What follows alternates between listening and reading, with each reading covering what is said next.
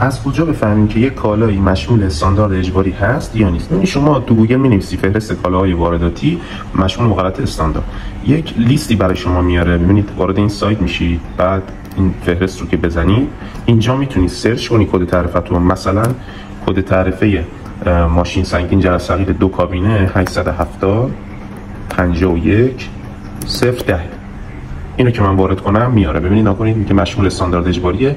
نوع بازرسیش هم فیزیکی، یعنی هم در مبدا هم در مقصد که گمرک ایران باشه شما به عنوان وارد کننده باشی باید گواهی بازرسی بگیری و بازرسی فیزیکی باید انجام بشه.